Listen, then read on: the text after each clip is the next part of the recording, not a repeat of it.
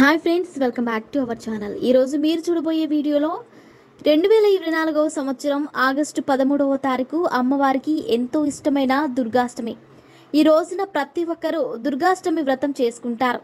అలాగే ఈ వ్రతం చేయడం వల్ల ఎలాంటి ఫలితాలు వస్తాయి, అలాగే ఈ రోజున అమ్మవారికి ఏం నైవేద్యం పెట్టాలి, అలాగే ఈ వ్రతం ఎలా చేయాలనే విషయాలను ఇప్పుడు మనం తెలుసుకుందాం. దుర్గాష్టమి వ్రతం ఎలా చేసుకుంటారో ముందుగా తెలుసుకుందాం. దుర్గాష్టమి వ్రతం రోజున దుర్గాదేవి ఫోటో కానీ ప్రతిమను కానీ పెట్టుకొని పూజ చేసుకోవాలి. అలాగే మీరు ఈ రోజున తెల్లవారుజామున లేచి ఇల్లంతా శుభ్రం చేసుకొని తలార స్నానం చేసి పూజ గదిని శుభ్రం చేసుకొని అమ్మవారిని పూజ గదిలో కానీ లేకపోతే వేరే ఎక్కడైనా పీఠాన్ని పెట్టుకొని చేసుకోవచ్చు. అలాగే మీరు ముందుగా ఒక పీఠను తీసుకొని దాని మీద ఒక ఎర్రటి క్లాత్ని పరుచుకోవాలి.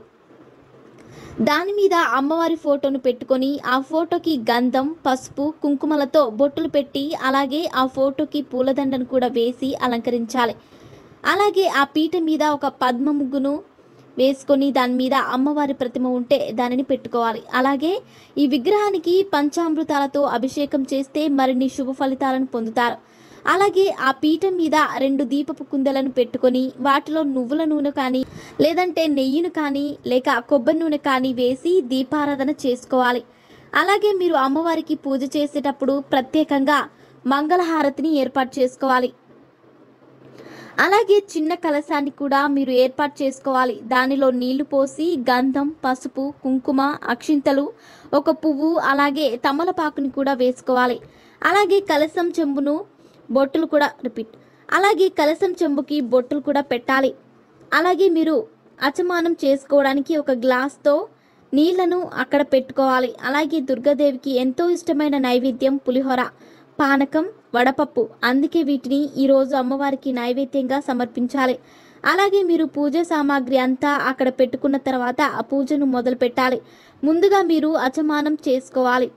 ఆ తర్వాత కొన్ని అక్షింతలు తీసుకొని భూశుద్ధి మంత్రాన్ని చదువుకొని ఆ అక్షింతలను మీ ఎడమ వైపున వదిలేయాలి. ఆ తర్వాత ప్రాణాయామం మంత్రాన్ని చదువుకుంటూ ప్రాణాయామం చేయాలి. ఆ తర్వాత కొన్ని అక్షింతలను తీసుకొని మీరు ఏం కోరుకుంటున్నారో ఆ సంకల్పాన్ని మీ మనసులో తలుచుకొని అక్షింతలను అమ్మవారికి విగ్రహం దగ్గర వేసి అమ్మవారికి నమస్కారం చేసుకోవాలి. అలాగే ఆ తర్వాత కలశం చెంబు పైన చెయ్యి పెట్టి కలశ మంత్రాన్ని చదువుకొని అందులో ఉన్న నీటిని మీరు తెచ్చుకున్న పూజ సామాగ్రి అన్నిటిపైన చల్లుకోవాలి.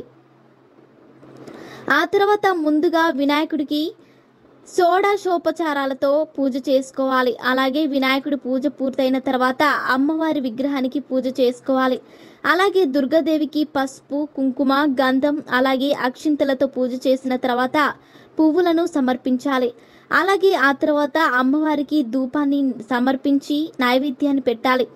అలాగే ఆ తర్వాత తాంబూలం సమర్పయామి అని 2 తమలపాకులను అమ్మవారి పాదాల దగ్గర పెట్టాలి.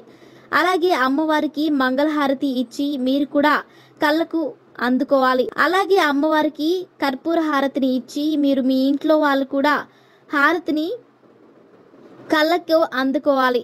ఆ తర్వాత ఒక పుష్పాన్ని తీసుకొని మంత్రపుష్పం సమర్పయామి అమ్మవారి విగ్రహం దగ్గర సమర్పించాలి.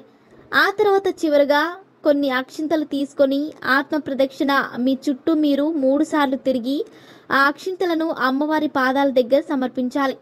అలాగే దుర్గాష్టమి వ్రతం చేసుకున్న తర్వాత ఆ రోజంతా అమ్మవారి ప్రతిమను మీరు పూజ చేసిన దగ్గర నుంచి తీయకూడదు. అలాగే దుర్గాష్టమి వ్రతం ఉదయం చేసుకున్న తర్వాత సాయంత్రం కూడా అమ్మవారి విగ్రహానికి దీపారాధన చేసుకోవాలి. ధూపం వేసి నైవేద్యాన్ని సమర్పించాలి. అలాగే ఆ తర్వాత రోజు అమ్మవారి విగ్రహానికి దీపారాధన చేసి ధూపం వేసి నైవేద్యం పెట్టిన తర్వాతే అమ్మవారి ప్రతిమను కదిలించాలి. అలాగే దుర్గాష్టమి వ్రతం చేసుకునే వారు పాటించవలసిన నియమాలు ఏమిటంటే ఆ రోజు బ్రహ్మచర్యాన్ని పాటించాలి. అలాగే మాంసాహారాన్ని తినకూడదు. అలాగే ఇంట్లో ఎటువంటి గొడవలను పెట్టుకోకూడదు. సో ఫ్రెండ్స్, చూసారుగా, ఇలాంటి మరిన్ని విషయాలను మీరు తెలుసుకోవాలనుకుంటే వెంటనే మా ఛానల్ని సబ్స్క్రైబ్ చేసుకోండి.